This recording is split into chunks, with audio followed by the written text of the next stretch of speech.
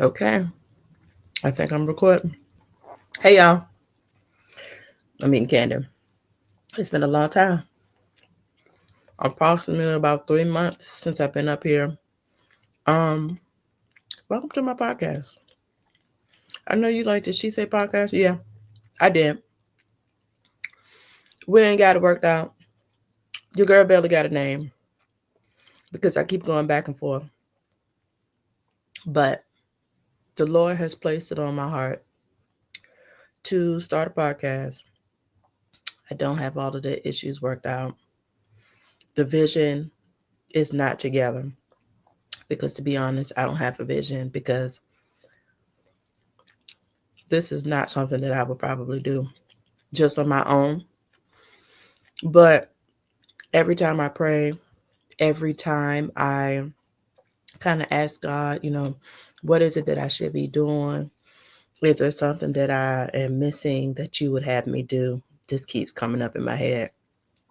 And like I said, just me, if you know me, you know that this is not something that I would do. Not that I don't like to give advice and to do a little talking to with my peoples, but not so much talking to a camera by myself. Um, a friend of mine, a coworker, actually gave me a whole little podcast set maybe about a year ago, almost a year and a half probably now. And it's funny, I didn't know how to work it. I didn't know how to work it, so that became an excuse. And yeah, I could probably get one of my son, well, get my son to help me, but um, excuse me. Uh, wait a minute. Um, I allowed it to be an excuse. Um, then, in my mind, once I started talking about it, or thinking about it rather, I kept saying, well, I could definitely see me, having a co-host, picking people's brains, talking to them, all of the things. Um, Now I can't lock down the co-host, right? Because my co-host um is now booked and busy. Okay. She's booked and busy. And we actually don't get to spend a whole lot of time together like we were at one point. So then of course, what does that do? Give me another excuse.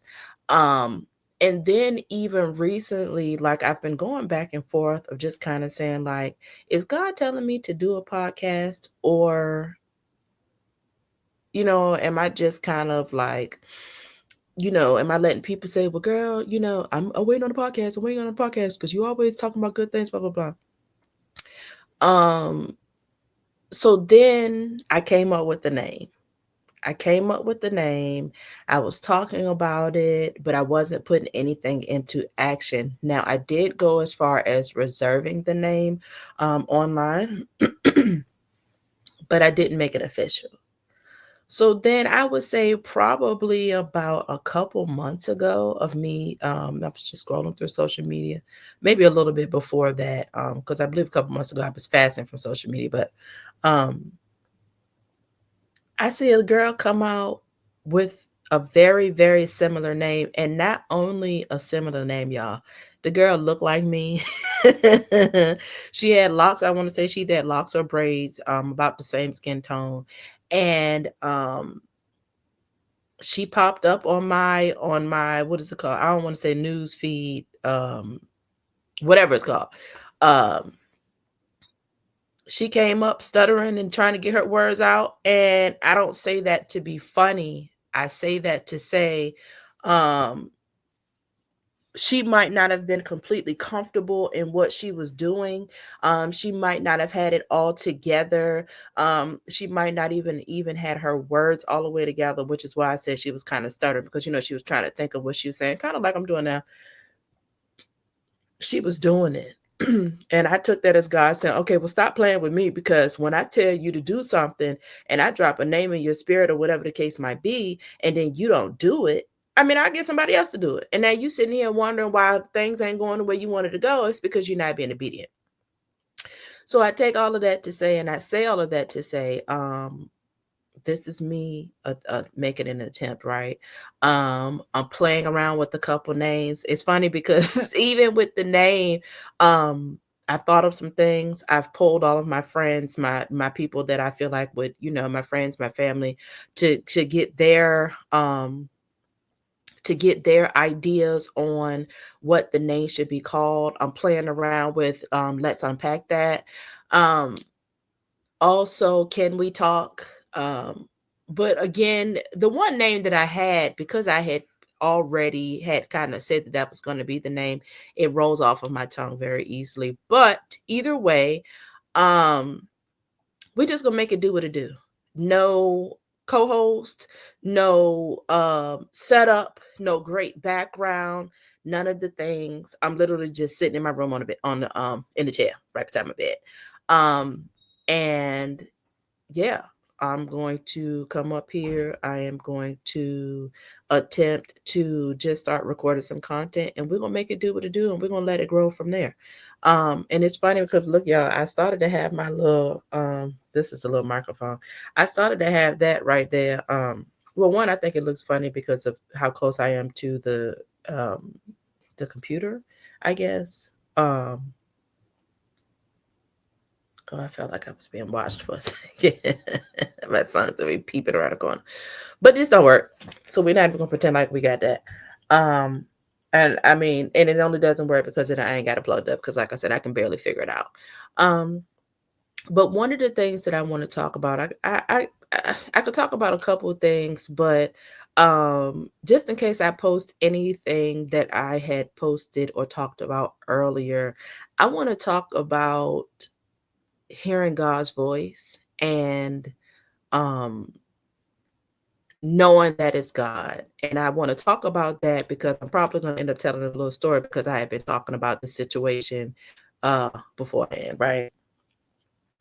And I'm just going to tell a story and hopefully you understand where I'm coming from.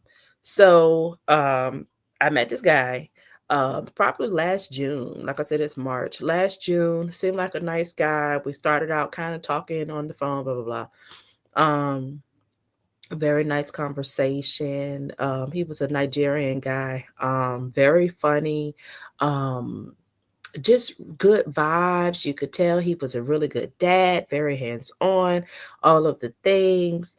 He had an 8-year-old and a 3-year-old. If this ever gets posted and you happen to see this, I'm talking about you. Much love. I did block you, but that was just only for my strength to make sure that I'm on my walk with God the way that I should be. So hopefully you don't take it personal. I hope all is well with you. But anyway, 3-year-old, 8-year-old, very nice guy. Can y'all hear my son? He must got his headphones on. He making weird noises. Anyway, um, I meet the guy. He seems cool.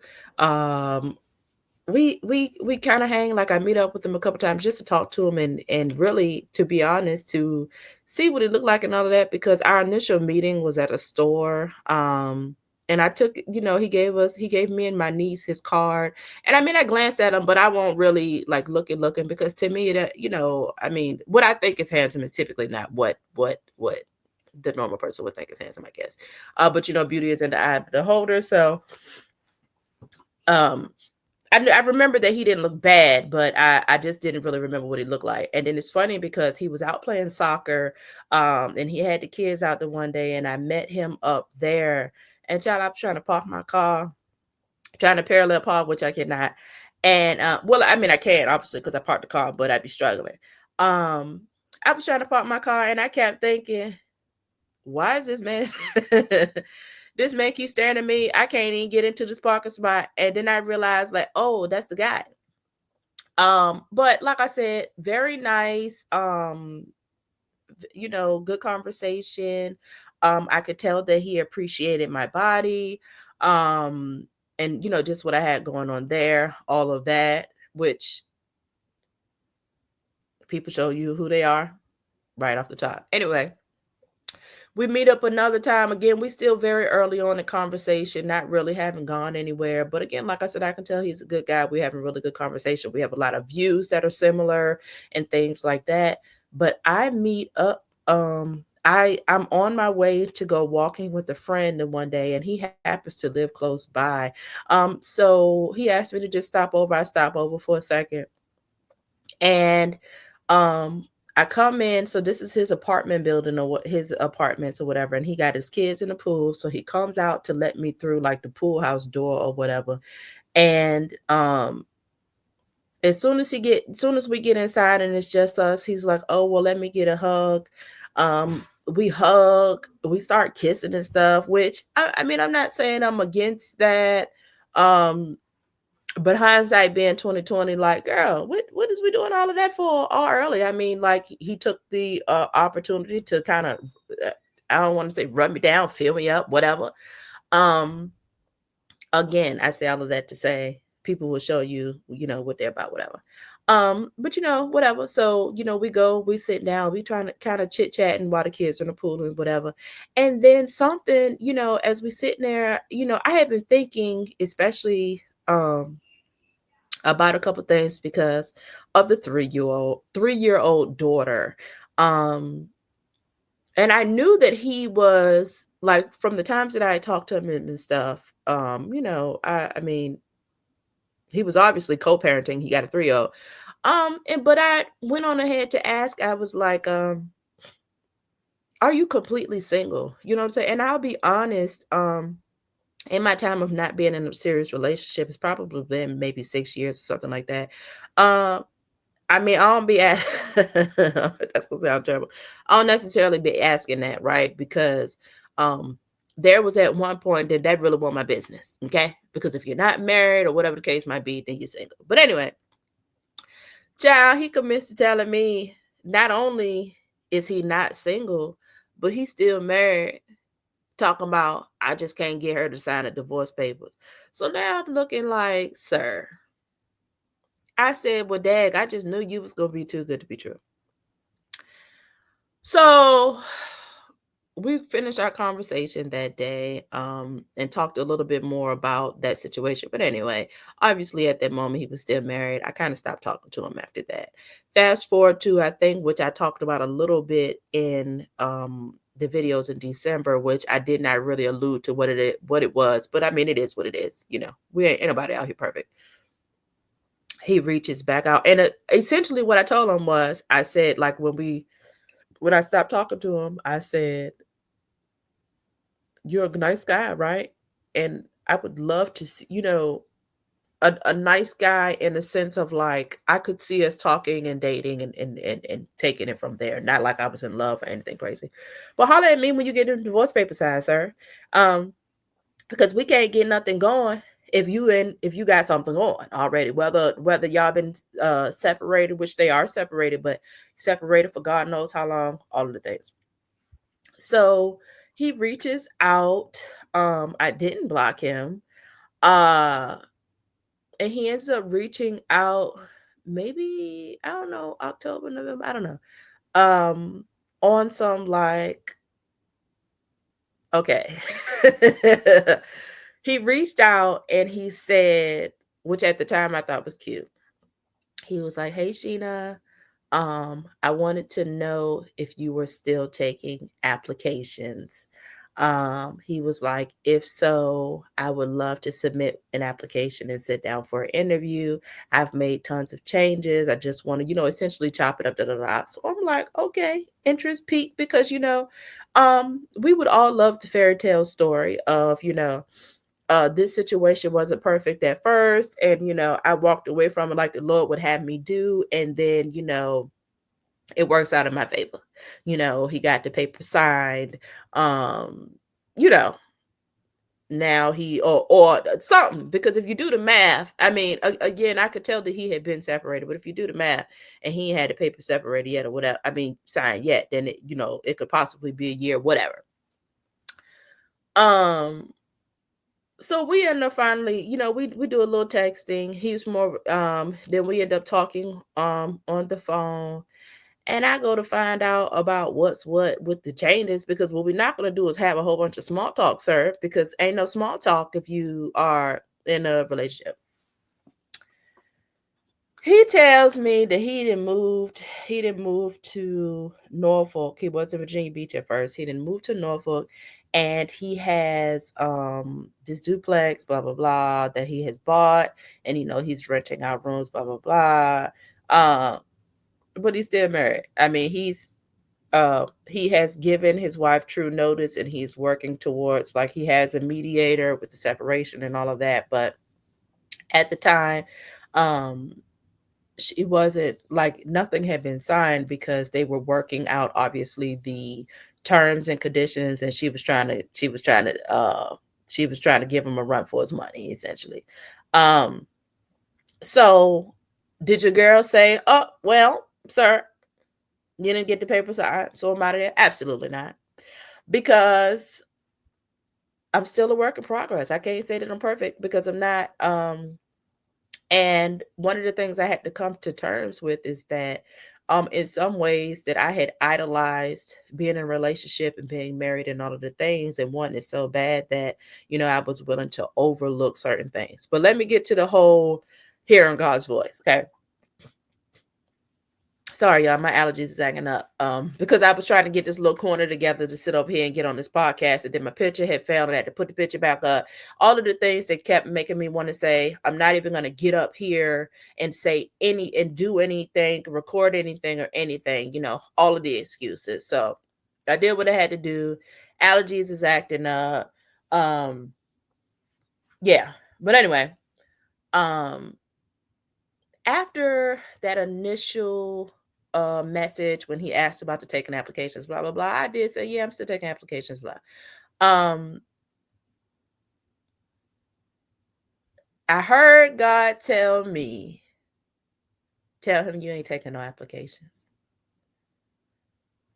And I was like, well, Lord. And so first, let me say this: if you have a relationship with God and you hear something in your mind, whether it's your voice or a loved one's voice or whatever, and it's telling you to do something that you don't want to do, that's how you know it's God. Okay. Because in that moment, even if I knew it wasn't going away, I guess I just wanted to have the conversation. You know what I'm saying? I just wanted to have the conversation. It was my hope and my prayer that, something was going to be turned around, that he had somehow changed the situation. And like I said, it was going to be almost like that fairy tale. Not really a fairy tale, because what fairy tale starts like that, but one of those situations where, again, the situation wasn't what it was. I nipped it in the bud, and it came back around because now this man values me. He sees that I am about my business, and he is going to do what he needs to do to get all of that BS. Okay. I hear God tell me, tell him you ain't taking no applications. Do I say that? Absolutely not. Okay. Because now I'm saying, well, Lord, I know what the situation is. I'm really just going to be his friend because I'm a really good friend. Which is funny that I say that. I'm a really good friend to men. That sounds terrible. I'm a good friend to my homies. My homies, if you're my homie, I'm a good friend to you. But you know what I mean. Oh, what's that? Hold on, y'all. That's my birth control alarm. I'm still 40, going on 41, taking the old birth control for the perimenopause. Anyway, telling I'm my business. But ain't nothing worse than this little story I'm telling. Anyway, I hear that, I don't listen because I'm like, who said that? You know what I'm saying? That's what I'm saying. And that's why you got to know God's voice. And again, I'm like, I got this. I'm not gonna, do anything foolish. All of the things. We kind of talk randomly, nothing real serious. And in this season, I am being very clear on, like, I ain't trying to do nothing with you. You're married. Like, I don't mind having conversations. There's absolutely nothing wrong with getting to know somebody. I even reached out to my first lady about this, just to make sure it's not a sin to get to know someone that's separated or talk to them or anything like that, right? Because there's nothing wrong with conversation. So we having conversation and nothing crazy. Just good conversation, talk about anything under the sun, all of that, laughing and kikiing together. And then we start talking about just maybe going to hang out one day I had kind of talked about what I, don't want to do this, don't want to do that. Um, like I didn't want to, because of the way that I'm gonna be honest, because of the way that he kind of felt me up or whatever, or he was all on me. That first initial meeting when we were kind of off to ourselves for a second, I was like, yeah, ain't no need to be, don't put yourself in a position that you gotta, be worried about whatever, because this man is obviously very sexual. And not that I'm just not in this season, right? Because I'm not, and because that's not what the Lord want me to be out here doing. That doesn't please God. So we talk, we talk, we talk. We finally both end up having a Friday off. And so, he's saying, I promise no shenanigans, because I had talked about how, listen, I'm not trying to be doing nothing. I'm not, I'm only here for conversation. I'm not here to um do anything that's not godlike. He is telling me, you could come over. We both off on Friday. Well, not even so much being off on Friday. We can just work together on a Friday. We both work remotely on Fridays. And he, I'll cook for you. I'll do all of these things. And I'm like, I could eat a meal, and especially because with him being Nigerian, that would get an opportunity to try African food, all of the things. So, I'm like, maybe, like a dummy. So we finally set up the time. I ended up taking off a Friday. Oh, so I was starting a new position at work. And because it was like a blackout period at my job, I couldn't really take like good time off to just kind of get my mind right before starting the new position. But I was able to take that Friday off. I took that Friday off. He ended up having court for a traffic violation or something. So it ended up working out that we were both off. While he was at court, I went and did some self care things. Just got my feet done, got my nails done, got my little eyebrows done, and we met up at his house afterwards. Um, and it's funny because I remember thinking to myself, okay, girl, initially, because the tone is going to be set when you first get there. If you go to give him his little hug or whatever, and he try to be, rubbing you down and doing all of the things, then you already know it's time for you to go. So I get there, and it's not that. It's not that. He comes out, he gives me a quick hug. He has to run to the car for something. He leaves me upstairs. He shows me like the different, like I said, he has made the house into a rooming house. So he's showing the house, showing me the rooms and stuff like that. I'm like, oh, okay, this is real nice. Very nice. And so like we are in his room, which I know some people will probably be like, really, girl? But there's a whole side off to the side of the room where it's set up like an office, the little seats, so you can watch your little TV, all of the things. So we start out really just we just sitting, we having really good conversation. We laughing. I'm thinking about, because the funny thing is he's handsome. So I have this one picture of him and his daughter that he took when he was on they was on a boat in Norfolk somewhere. Um and he's handsome. Um, I said he looks like a mix between he looks like a mix between Samuel L. Jackson and the guy that says, "Give us free" on whatever movie. Hold on, because my side cramping up from laughing. And I don't know what the man's name is, but if you Google what man says "give us free," that's what I'm saying. Give us free. He's saying "give us free." It's gonna show up. He's this real dark guy. I think he's played in like a gladiator type movie or something like that also, but he looks like a mix between the two of them. Um, but I always, whenever I'm talking to him and he's laughing, like he don't drink, he don't smoke, he's just high on life. He's super like giggling, all of the things like that, like laughing and telling jokes. I always be thinking like, wow, he's so like he's very handsome. Um, we talking, we having a good time. and we sipping on a little church wine. He called it because he know I go to church and stuff like that. So it tastes just like the little communion wine. Well, it tastes like grape juice, really. It was Manischewitz, somebody, blackberry or something, whatever. Anyway, so we sipping very casually on that because he's not much of a drinker. And I don't be drinking like talking about it these days. But anyway, child, we sit there. I finally say, "Oh, I gotta go to the bathroom." I come back from the bathroom. He'd have jumped in the damn bed. And so at that point,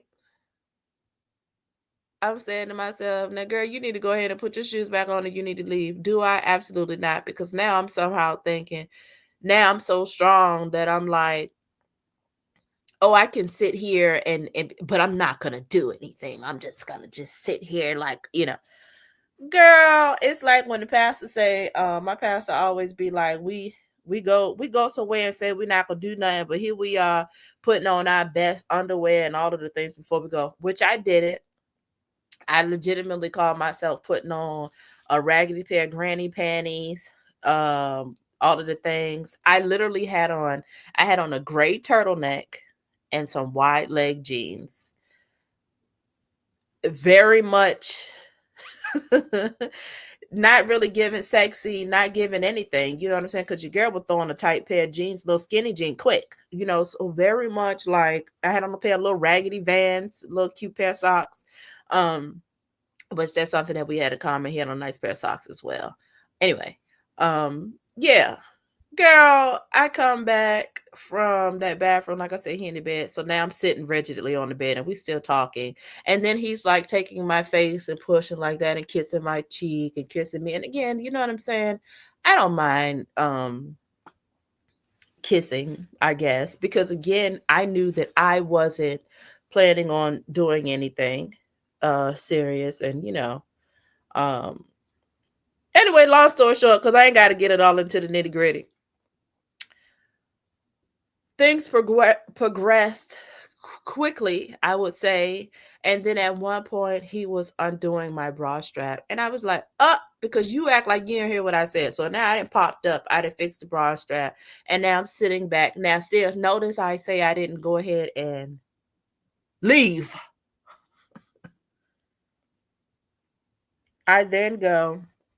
I sit back in a little seating area. He comes back. We sit down and we still talking. But I'll be honest, like when I think back on it, now my conversation's starting to change a little bit because now, first off, I will say I sat him down because one of the things we had talked about is just like, how important honesty and communication was. And how I'm holding this man's hand like this. I'm looking him in his eyes and I'm telling him, I don't want to have sex today. Not today, not tomorrow. I don't want to have sex until I get married. That's what I'm saying, okay? Because that's what kind of time I'm on. And like I told him, and obviously, even if I was on that kind of time, I mean, you still married. I'm not trying to like double sin. I'm not trying to commit adultery with you. Excuse me. I'll be honest, I'd have been there and done that. Ain't nobody got time to be creating no soul tie with a nigga, excuse me, with a man who is tied up with another woman and then yeah, like I said, I done been there and done that and absolutely not. Um he's listening to what I'm saying, and then I'm kind of asking him, which I already knew the answer, like, he don't want to get married. He, because of the marriage, he had been in married for 17 years. He don't even want to get married. Okay. Like he marriage is not even on his radar at this point because he could barely get away from the one wife he got. So again, out of all of this being said, you would have thought that I would have got my little tail up out of there. Girl, we still talking and all of the things. And then the next thing I know, I don't even remember what I said. I was just saying something about how some women act like they don't need a man because they're self sufficient and all that. And don't get me wrong, I am. I'm self sufficient. I have my own. I've been taking care of myself for a long time. But I mean, I do still need a man. Um. Next thing I know, we kissing again. And then it progresses. Like I go from, just like the pastor said, you go from going, no, stop, stop, no, no, stop, stop, don't stop. And that's essentially how it happened. Next thing I know, the man is carrying me to the bed. Um, we have sex. I'm gonna be honest. It was good sex.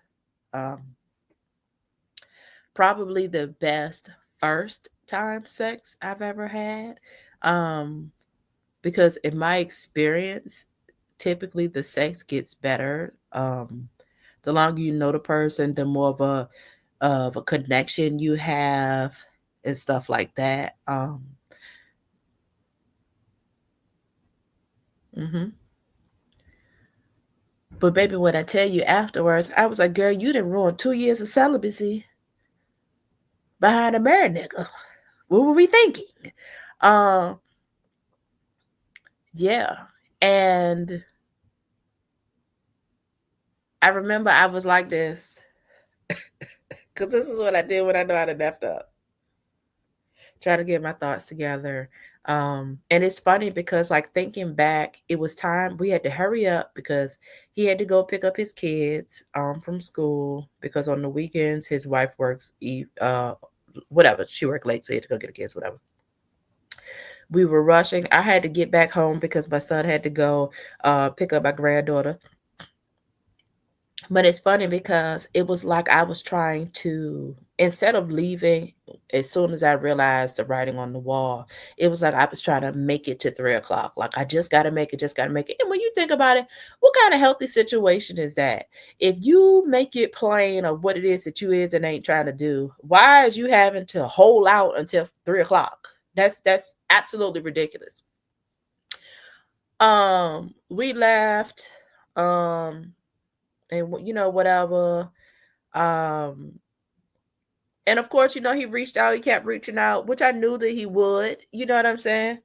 Because like I said, it was very good sex. But I felt so bad. I ain't even gonna lie. For the rest of Friday. So one of the things I do when I know I didn't messed up is I'll literally make myself sick. I was sick for the rest of the night. I was beating myself up because I felt like such a failure. I felt like I had disappointed God. And, like I said, the whole 2 years of celibacy, gone down the drain, all of the things. And one of the things I had to realize was that, like, by Saturday morning, like, yeah, you slipped up, but God still love you. You still saved. And you don't have to uh I would say probably in the past what I would have done, like, oh, I done did it now. I might as well keep doing it because I just absolutely not, ma'am. Or sometimes you can have sex and now you feel connected in a way that it makes it harder not to do it. And I want to say that that's part of what I talked about um, with him is I was saying that hold on, y'all, let me go get some tissue because yeah, allergies doing the most. Hold on one sec. Okay, I'm back. I done blew his nose and grabbed me a cup of his candy. But yeah, I don't even remember what I was saying. And that's sad. But sometimes, like I said, we think that we are, but not even we. I can only speak for myself. I feel like, I'm not saying he forced himself on me, but he was on me like,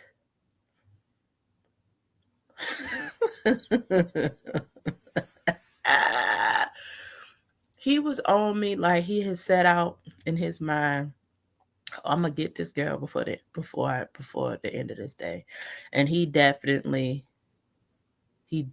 did. Um, uh, that's why I'm gonna be honest.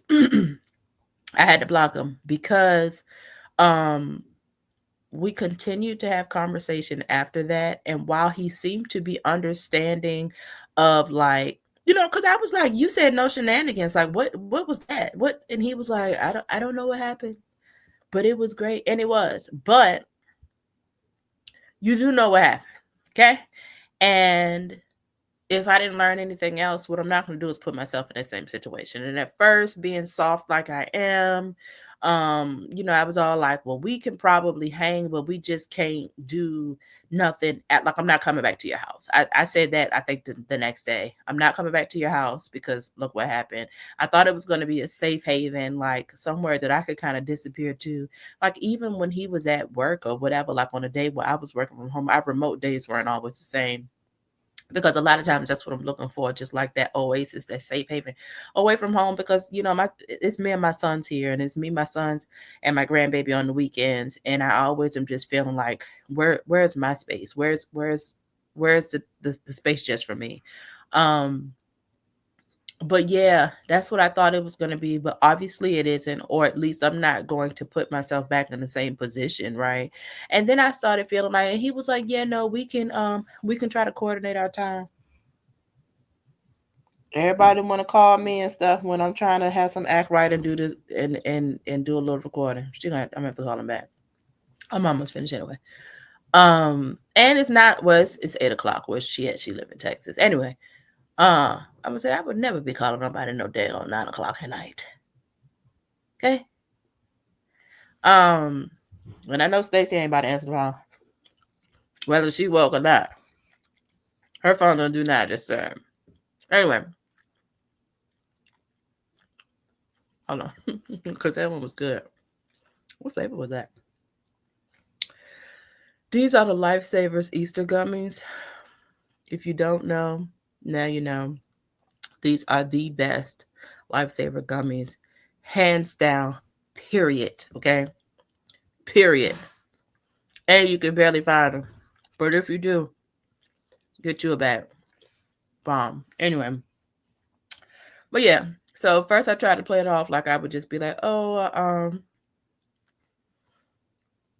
we can only hang outside of your house. But then I started saying to myself, girl, he gonna have you bent over. He gonna have you bent over somewhere, girl. Y'all gonna be at the damn cafe, and he gonna have you bent over. I mean, yeah, and I'll be honest. Anyway, I ain't even going to that. Anyway, so I just blocked them because I just wanted to make sure that, just in case my resolve wasn't what it needed to be, like I said, we can go ahead and deny that application, okay? Because the whole point of this was, I should have listened to God from the beginning. He told me not to continue. I did.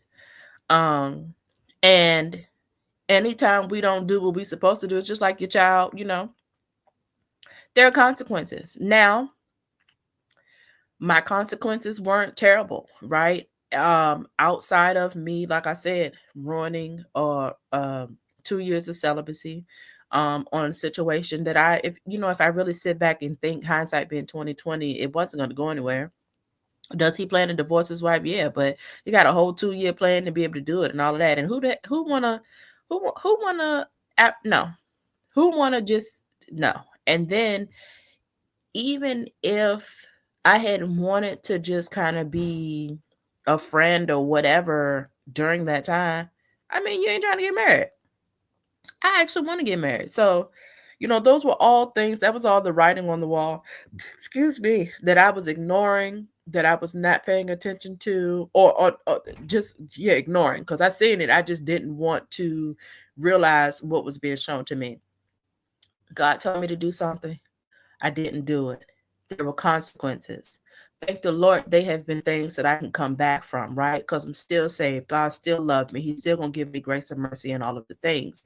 I just know that I need to move differently. So there was a lesson learned, right? The lesson being, people show you who they are from the very beginning. You just got to open up your eyes and see. Like I said, the one thing that man did right from the beginning was he appreciated his body, okay?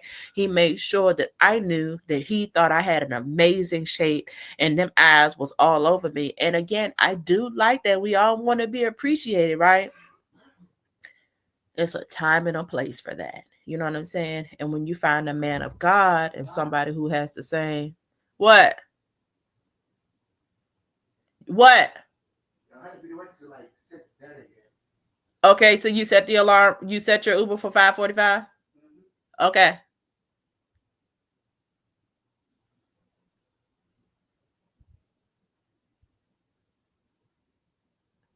This is a prime example of me talking about needing that safe haven and kind of like having a quiet time, because I mean, he don't know me specifically recording the video, but anyway. Look, I forgot what I was saying. I get distracted so easily. But yeah, this was a situation that I was able to come back from. Oh, I know what I was saying now. When you find a man of God and someone who is on the same walk as you, that has the same mindset as you, having a conversation about waiting until marriage to have sex, it's going to hit different, right? Because they're not going to just say, like, this man ain't even pretend like he was trying to do that. Okay? He said, no, no, no. When you find the right man and a man that has the same values as you, he's going to understand what you mean by wanting to please God and waiting. He's not going to pressure you to make you want to have sex. He's not going to try to push your buttons. He ain't even going to want to meet up with you in a capacity or in a situation that y'all could end up being weak in those ways, right? Like I said, the guy that I'm speaking of, he's a good guy. And he's going to be a great man to somebody who was on the kind of time that he was. And if he had met me a few years ago. But with all of that being said, as I journey closer to God and build my relationship with him, I know that I don't want to do stuff that way, right? I want to go about it in a way that is pleasing to him, that is pleasing to me in a ways that I can be proud of. So I say all of that to say, when the Lord tell you to do that stuff that you don't want to do, girl, just go ahead and do it, because you're going to have to.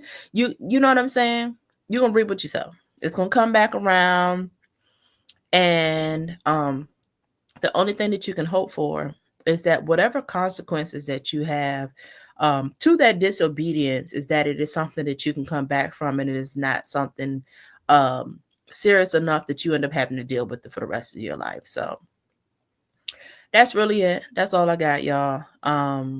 I thank y'all for staying around and listening. I know I went on and on and on in here, blowing my nose, scratching my face, all of the things. And I hope that, and if nothing else, that we got that lesson, right? When the Lord tell you to do something, and if you're not sure, it's typically the things that you don't want to do. Girl, just go ahead and do it, because one, you're going to have to do it anyway, okay? And two, you don't want to have to go on all of the detours around about the mulberry bush so that he can bring you back to the same thing so that you can go ahead and do the lesson. The next time he tests me on the same thing, I'm going to pass, okay? Because we're not going back down the same path again. So that's all I got. Everybody have a good night. I love y'all. See you next time. All right. Bye.